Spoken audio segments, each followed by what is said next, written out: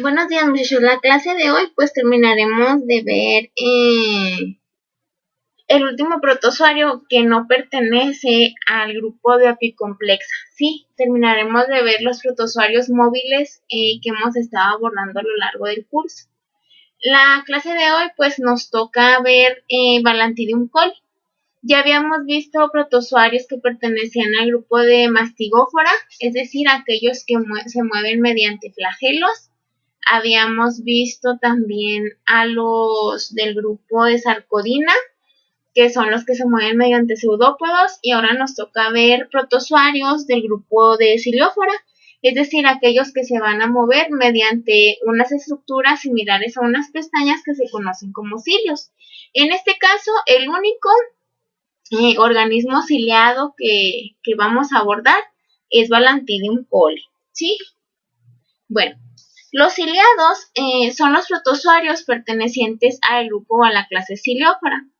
Se caracterizan por tener cilios para poder realizar sus movimientos. Poseen un micronúcleo relacionado con actividades reproductoras y un macronúcleo relacionado con funciones vegetativas, que es lo que ya comentábamos en la clase de generalidades de los protozoarios, que dentro de esas características que tenían los protozoarios, pues iban a destacar el hecho de que podían tener estructuras como macronúcleos y micronúcleos, que la diferencia entre ellos pues obviamente es el tamaño, ¿no? El macronúcleo es más grande que el micronúcleo, pero la diferencia, digamos, más importante es las funciones que realiza cada uno. En el caso del micronúcleo, esa estructura está relacionada con actividades reproductoras en los ciliados, y en el caso del macronúcleo, pues está relacionada con funciones vegetativas, con funciones metabólicas, ¿sí? La mayoría de los ciliados los podemos encontrar dentro de, pues, de vida libre, ¿no? Es decir, se encuentran normalmente en la naturaleza y pues son protozoarios de vida libre, es decir, es raro encontrar un protozoario ciliado que pueda causar parasitosis. Sin embargo, pues Balantidium coli puede llegar a ser la excepción. Balantidium coli forma parte de la microbiota intestinal del cerdo en climas tropicales y templados. ¿Qué significa esto? Que normalmente lo vamos a encontrar dentro del tracto gastrointestinal del cerdo. Sí, en el intestino siempre se va a encontrar Balantidium coli. Normalmente. Es como decir que Escherichia coli es microbiota intestinal de humanos y mamíferos, ¿sí? Es decir, siempre se encuentran ahí. Luego, ahorita que estoy hablando de Escherichia coli, vamos a regresarnos un poquito a la clase de amibas. En amibas, pues la única amiba que vimos que pudiera causar alguna parasitosis es Entamoeba histolítica. Sin embargo, dentro de parasitología hay otra amiba, pues comensal decimos, ¿no? Porque la tenemos dentro de nuestra microbiota intestinal, que puede ser, pues, dentro de nuestra microbiota intestinal, que es Entamoeba coli, ¿sí? Entonces, en algunos libros de parasitología, ustedes van a ver escrita E. coli, pero no es Escherichia coli, ¿sí? Es Entamoeba coli. Entamoeba coli es una amiba. Nada más quería hacerles esa aclaración para que no se vayan a confundir. Si ustedes buscan libros de parasitología y empiezan a leer Entamoeba histolítica, generalmente vienen primero en tema de Entamoeba coli y luego después Entamoeba histolítica, ¿sí? Se llama, bueno, Entamoeba coli les digo porque es una amiba que se localiza dentro del intestino grueso en colon, ¿sí? Por eso es Entamoeba coli. Nada más que muchas de las veces pues se abrevia E. coli, pero no la vayan a confundir cuando nos relacionamos o cuando estamos hablando de temas de parasitología y vemos E. coli, no es Escherichia coli, es Entamoeba coli, porque Escherichia coli es bacteria, no es protozoario, ¿sí? Entonces, eso se me había pasado comentarles y ahorita pues que me acordé, no quería dejarlo pasar. Bueno, vamos a continuar con el caso de los ciliados, y perdón por la interrupción ahí, pero era algo importante. Entonces decimos que los ciliados, en el caso, la mayoría son de vida libre. ¿Qué significa esto? Que no necesitan alojarse dentro de otro organismo para poder sobrevivir. Pero Balantidium coli puede llegar a ser la excepción, porque Balantidium coli es un ciliado que normalmente se va a encontrar como parte de la microbiota del intestino grueso del cerdo. ¿sí? Es el protozoario más grande y el único ciliado capaz de parasitar al hombre. Tiene un estado de trofozoito y otro de quiste. ¿Qué significa eso? Entonces que Balantidium coli pues está relacionado con la zoonosis, conocida como balantidiasis, que es una parasitosis ocasionada por este protozoario. Es decir, los cerdos pueden actuar para transmitir ese parásito al humano y en el humano puede llegar a causar esa parasitosis. Bueno, esta sería pues la forma morfológica en la que podemos observar un trofozoito de Balantidium coli. Si ustedes se fijan aquí, pues Balantidium coli parece que tiene como unas pestañitas, es como si fuera se me figura a mí, ¿verdad? Un kiwi, como los pelitos que tiene el kiwi, la cáscara del kiwi, así es como se pudieran llegar a observar bajo el microscopio las estructuras de los cilios que están cubriendo Balantidium coli. Aquí pues podemos observar su macronúcleo, ¿verdad? Que se ve muy oscuro. Aquí en este caso, en este Balantidium coli, pues está teñido, por eso se ve como más oscuro su macronúcleo y se ve pues como de cierta manera, no sé, coloración rojita, cafecita adentro del trofozoito. Y pues aquí pues lo vemos así como lo podemos observar naturalmente sin ninguna tinción, ¿no? En una muestra de alguna S como se pudiera observar su trofozoito. Este es su trofozoito y este es su quiste, ¿sí? Por eso vemos que aquí en el quiste pues podemos observar que tiene una gruesa capa y es más esférico, mientras que el trofozoito pues le vemos los cilios que son así como los pelitos y luego podemos observar que tiene como aquí una extremidad más puntiaguda, ¿sí? Aquí pues podemos observar Balantidium coli, ¿verdad? Que pues aquí vemos que es un trofozoito. A pesar de que a lo mejor alguien pudiera decir, ay no, como que yo le veo una doble membranita. Pero si eso no es refringente, que ya habíamos dicho que la característica de ser refringente es como lo que se puede observar aquí en Tameva hisolítica, entonces no es un quiste, sino que será un trofozoito, ¿sí? Entonces, aquí pues tenemos las imágenes del quiste y del trofozoito de Balantidium coli y pues aquí estamos viendo nuevamente un trofozoito. Vamos a describir qué características morfológicas tiene ese trofozoito. El trofozoito de Balantidium coli es un cuerpo ovoide relativamente grande, cubierto de cilios cortos de longitud bastante uniforme, es decir que casi todos miden la misma distancia y que en el organismo vivo están en constante movimiento sincronizado que le permite la locomoción. Es como si por ejemplo una corriente de aire, vamos a suponerlo, ¿no? Una corriente de aire moviera esos cilios hacia la derecha, todos se mueven hacia la derecha, luego hacia la izquierda, todos se mueven hacia la izquierda. Es decir, se sincronizan y mediante esos movimientos que están sincronizados van a permitir que todo el trofozoito, todo el cuerpo de Balantidium se pueda desplazar. Aquí, bueno, decimos que es como que tiene un cuerpo ovoide. El trofozoito de Balantidium coli bien podemos compararlo con un balón de fútbol americano. Nada más que en uno de sus extremos puntiagudos es un poquito más redondeadito, pero es algo similar, ¿sí? El extremo anterior es más puntiagudo y a uno de los lados del eje longitudinal se ve una depresión cónica invertida que corresponde al citostoma que continúa con la citofaringe. Si ustedes recuerdan, nosotros ya habíamos comentado que los protozoarios se nutrían mediante un proceso que se conoce como nutrición holozoica, en la cual el citostoma, digamos que es como un análogo de la boca o del hocico en los mamíferos, y luego continúa con la citofaringe. Digamos que el citostoma es la porción por medio de la cual puede captar partículas sólidas o líquidas para poder engullirlas Balantidium coli. En el extremo posterior, es lo que les mencionaba, es más ancho y redondo, es lo que les decía, podemos nosotros comparar al trofozoito de Balantidium coli como con un balón de fútbol americano, nada más que en uno de los extremos, en vez de ser igual de puntiagudo que el otro, es como más redondeado, ¿sí? La longitud de Balantidium coli va de 50 a 200 micrómetros de largo y de 40 a 100 micrómetros de ancho. Si ustedes comparan estas dimensiones con las de los demás protozoarios que hemos visto, pues van a ver que esto es muy grande a comparación de aquellos que ya habíamos visto. De hecho, por ejemplo, habíamos hablado que Trichomonas fetus tenía de longitud entre 10 y 15 micrómetros de largo, ¿no? O sea, de altura.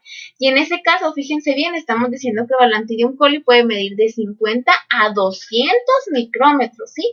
Para que se den una idea de cuán más grande es Balantidium coli a diferencia de Trichomonas fetus. Luego, aquí tenemos un diagrama de lo que es el trofozoito de Balantidium coli y aquí tenemos un diagrama de lo que es el quiste. Aquí pues podemos observar que en este diagrama es como, bueno, no sé si ustedes han visto la verdura que pues, se llama chayote. Es como si un Balantidium coli, su trofozoito, fuera un chayote. De hecho básicamente es más parecido a un chayote que a un balón de fútbol americano, porque el chayote inclusive tiene esos... como esas vellosidades, ¿no? Que pudieran semejar los cilios que tiene Balantidium coli. Las comparaciones que estoy haciendo aquí con la morfología que tiene Balantidium coli, su trofozoito y cosas comunes que vemos diariamente, las hago únicamente con el objetivo de que ustedes en su cabeza se hagan una imagen de cómo cuando viéramos una muestra en microscopio, cómo tendríamos que ver esa muestra si tuviera esta parasitosis no causada por Balantidium coli, cómo veríamos el trofozoito, para que ustedes lo relacionen con algo que ya han visto, ¿sí? Obviamente, pues Balantidium coli es un organismo vivo, o sea, el chayote, pues obvio no, ni el balón de fútbol americano, ¿no? Pero pues para que más o menos tengan en mente cómo se vería. Aquí pues podemos observar con el número 1 el micronúcleo, que es el encargado de tener esas funciones reproductivas. En el número 2 tenemos el macronúcleo, que es el encargado de funciones vegetativas, ¿sí? Es decir, de cuestiones o funciones fisiológicas que necesita para vivir Balantidium coli todos los días y durante el día.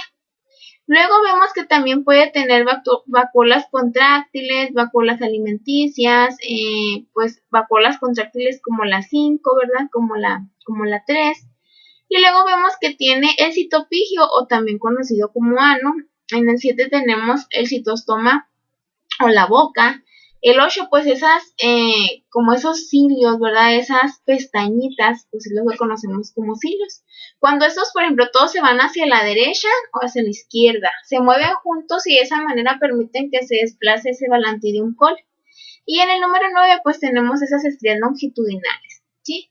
Luego, ese trofozoito puede llegar a enquistarse y dentro del quiste, pues pudiéramos observar esta forma esférica. ¿Cómo podemos nosotros, digamos, diferenciar un quiste de Balantidium coli con un quiste de cualquier otro protozoario? Por el tamaño y también por ese macronúcleo que tiene, como que lo tiene en forma de cacahuate. Si ustedes se fijan aquí en esta imagen, pues nosotros podemos tener aquí el macronúcleo, ¿no? Que es como les digo, si fuera una forma de cacahuate, es redondo, es esférico, como todos los demás quistes de los protozoarios, sin embargo es más grande y tiene como característica esta estructura interna, les digo que parece un cacahuate, que es su macronúcleo, ¿sí? Bueno, lo más sobresaliente en el interior del citoplasma de Balantidium coli del trofozoito son sus dos núcleos, es decir, su macronúcleo y su micronúcleo. Su macronúcleo es el más grande y trófico. Trófico, decimos esta palabra porque nos estamos refiriendo que cumple con funciones tróficas, con funciones fisiológicamente se hacen todos los días. Ese núcleo se le conoce como núcleo vegetativo y tiene forma arriñonada, el del macronúcleo, que es este que vemos aquí.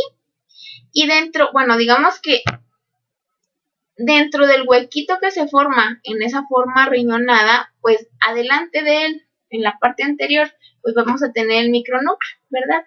Que es el más pequeño y tiene funciones reproductivas, se encuentra en el centro de la curvatura interna del macronúcleo. O sea, es lo que les digo, si semejáramos ese macronúcleo con un riñón o con un frijol, la curvatura que queda al interior, ahí en la parte anterior es donde se encontraría localizado el micronúcleo, que tiene funciones reproductivas. ¿Cuál es el ciclo de vida de Balantidium coli? La fase infectante es el quiste. El quiste puede encontrarse o puede estar en el medio ambiente debido a que va a expulsarse de los cerdos junto con las heces, ¿sí? Ese quiste pues puede encontrar ahí en el medio ambiente. Entonces, A la hora en que los humanos pueden llegar a consumir ese quiste por vía oral, pues es cuando esa es la fase infectiva de Balantidium coli. Ese quiste tiene que llegar hasta intestino delgado, porque en el estómago su membrana muy gruesa es lo que lo va a proteger de los ácidos estomacales y pues de enzimas no digestivas también. Hasta que llega a intestino delgado es cuando sucede la exquistación, es decir, cuando se rompe el quiste y se va a liberar el trofozoito. Ese trofozoito pues puede ahí crecer y puede multiplicarse mediante fisión binaria.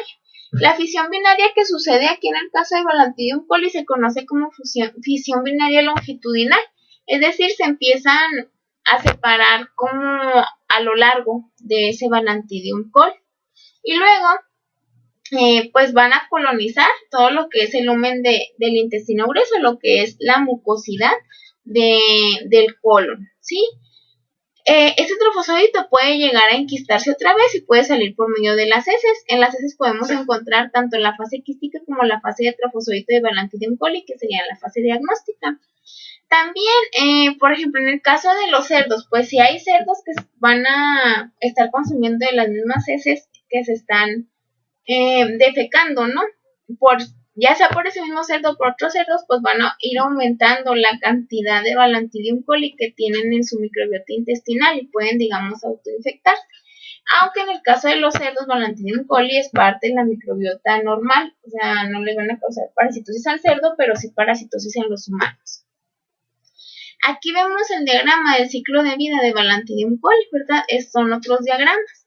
Aquí pues nos está indicando que el huésped sería el humano, en el cual pues vemos que por medio de las heces una persona que esté infectada pues puede expulsar quistes de Balantidium coli y también el trofozoito, que van a ser la fase diagnóstica.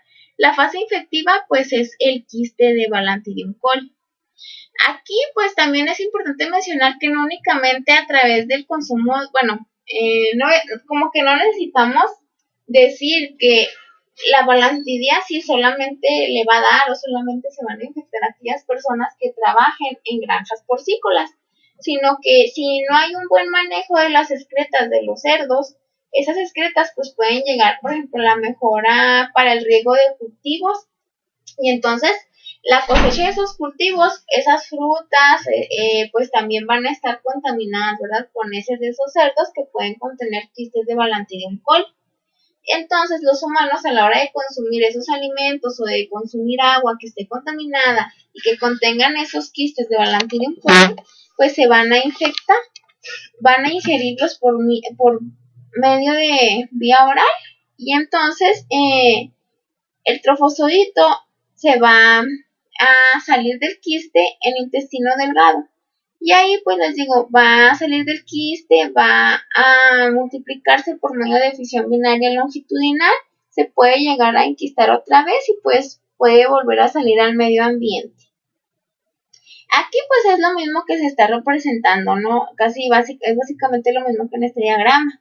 A partir de las heces de los cerdos, pues pueden llegar a contaminar alimentos o agua por el quiste de Balantidium coli, el cual pues lo va a ingerir un humano.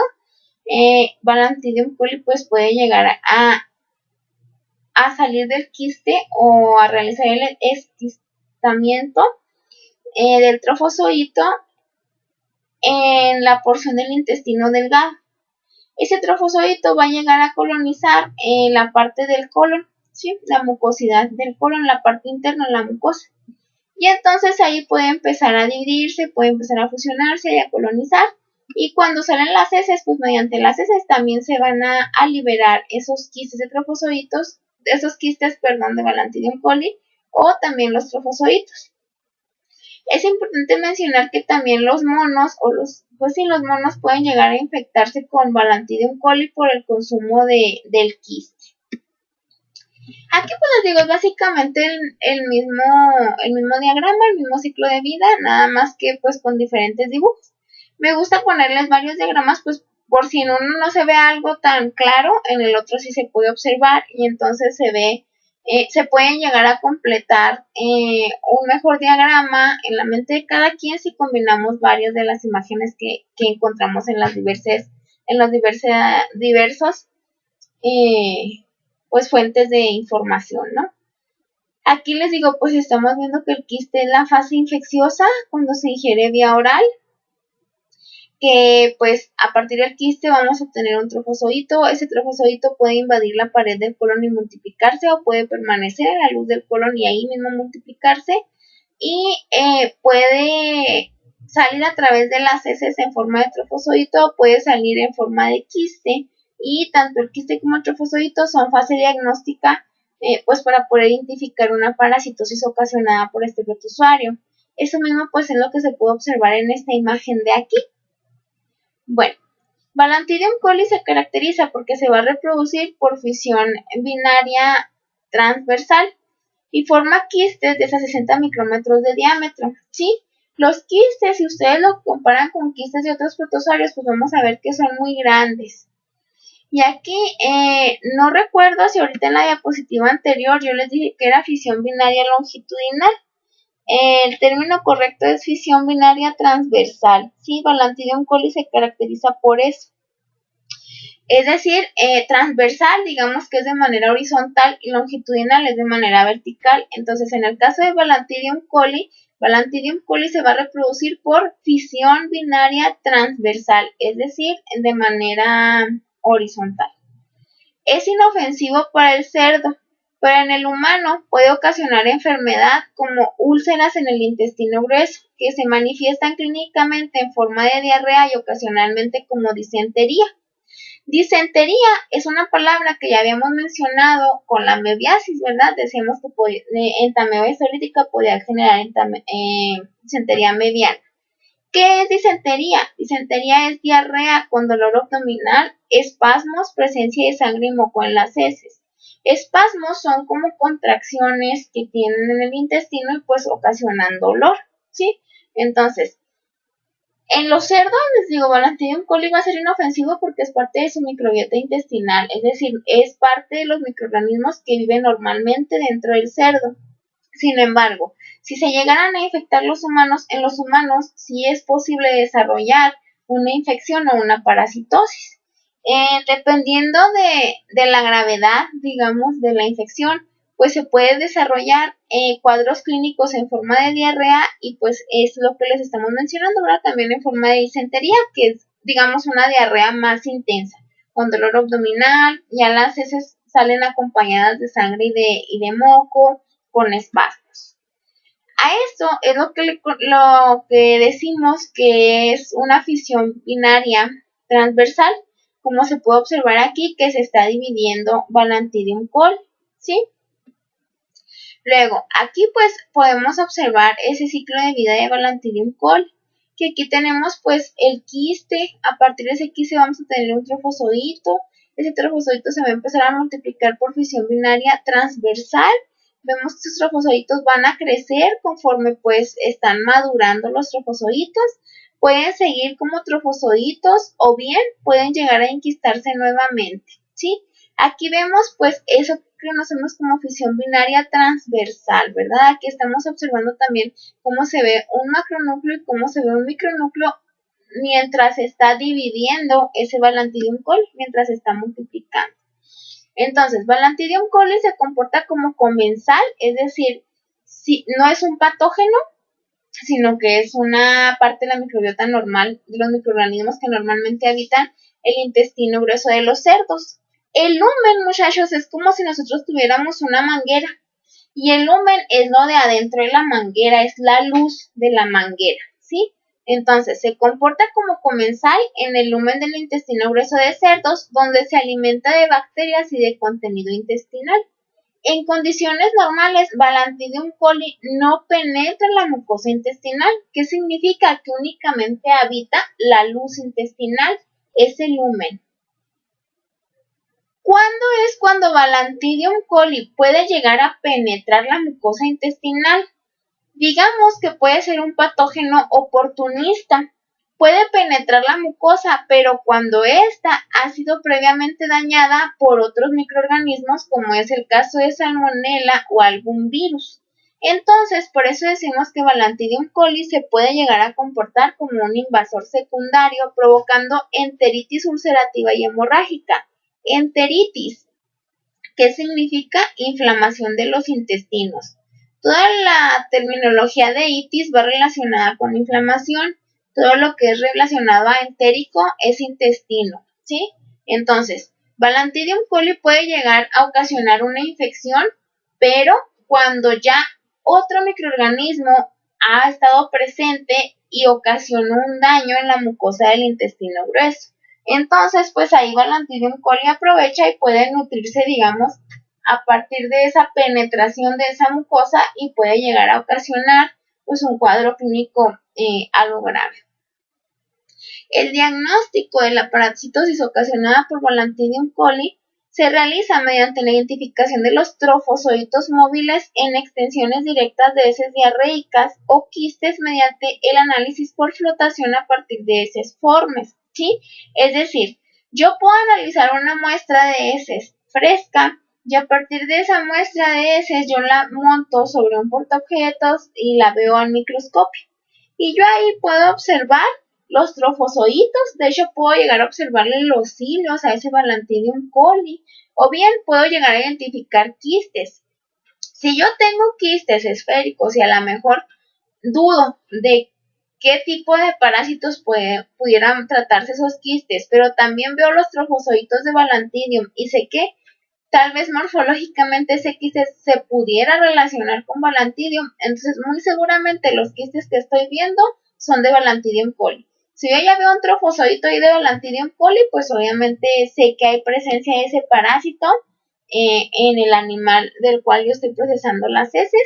O bien, les digo, si yo tengo a lo mejor identifico un trofozoito de Balantidium coli, o sea, estoy segura que es Balantidium coli, pero luego veo quistes y como que estoy dudando entre que si es Balantidium coli u otro protozoario, el hecho de haber visto ya el trofozoito les da mucha seguridad como para decir que muy probablemente ese quiste que ustedes están viendo, que cumple con ciertas morfologías de los quistes de Balantidium y por haber visto el trofozoito, pueden decir entonces este quiste sí corresponde a Balantidium coli. Bueno, hasta aquí hemos terminado con el tema, les digo, de protozoarios, de los grupos que son móviles, ya sea por flagelos, por pseudópodos o por cilios. Entonces, hasta aquí pues ya tenemos suficiente material como para aplicar un examen, nuestro primer examen parcial. El primer examen parcial lo vamos a tener la semana que entra. Yo les voy a encargar, ahorita les voy a subir ahí mismo en su plataforma, van a encontrar una tarea que se trata de unos cuadros clínicos ocasionados por todos estos protozoarios que hemos visto.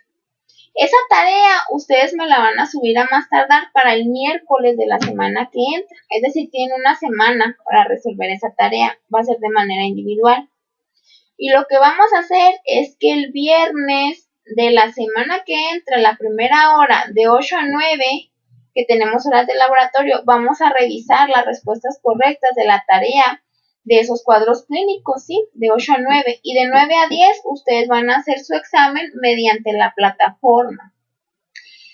Ahí mismo, muchachos, en la plataforma, cuando ustedes terminen de realizar su examen, les va a decir la plataforma, o sea, sabes que te equivocaste en tantas, tuviste tantas respuestas correctas, tantas respuestas incorrectas, por lo tanto tu calificación es tal, ¿sí?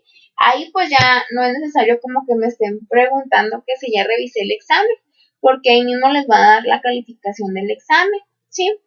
Entonces, les digo, vamos a hacer ese trabajo que es un trabajo que habla sobre cuadros clínicos producidos por protozoarios en animales y pues ahí ustedes pondrán a prueba los conocimientos adquiridos en esta clase, ¿verdad? Hasta ahorita pues estamos abarcando pues únicamente los protozoarios que ya vimos y a partir de las siguientes clases vamos a comenzar a ver a los protozoarios de la clase apicomplexa. Los protozoarios de la clase apicomplexa, la verdad es que sus ciclos de vida son mucho más complicados que los protozoarios que estamos viendo aquí, los móviles, ¿sí? De hecho, pues son un poquito más, pues sí, sus ciclos de vida son un poco más, pues, por decirlo así, no es que sean más complicados, sino que tienen más formas biológicas, su manera de transmisión es un poco diferente, a diferencia de lo que estábamos viendo aquí con los protozoarios.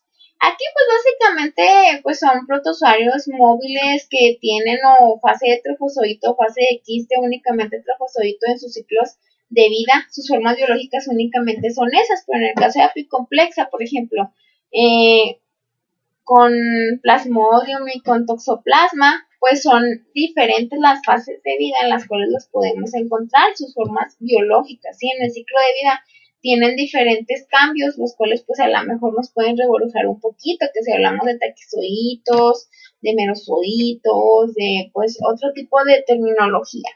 Entonces les digo, hasta aquí hemos terminado de ver lo que son protozoarios móviles y generalidades de parasitología. Entonces, hasta aquí pues tienen material suficiente para su examen. Les voy a subir esa tarea que es de cuadros clínicos. Y para la semana que entra, el viernes de la semana que entra, van a tener el primer examen parcial de parasitología, el cual lo vamos a realizar mediante la plataforma. Ustedes de 8 a 9, pues vamos a repasar cuáles serán las respuestas correctas de la tarea de casos clínicos, y de 9 a 10 pues vamos a realizar el examen parcial, ¿sí? Por mi parte es todo, espero que pues la mayoría de los temas hayan quedado comprendidos. Si tienen alguna duda, alguna inquietud que quieran preguntarme, hay que aprovechar la clase de la videollamada que va a ser el miércoles, o sea, el día de mañana. Por favor, en esa clase, háganme saber todas sus inquietudes y pues nada, ¿verdad? Por mi parte es todo. Espero que tengan un buen día y muchas gracias por su atención.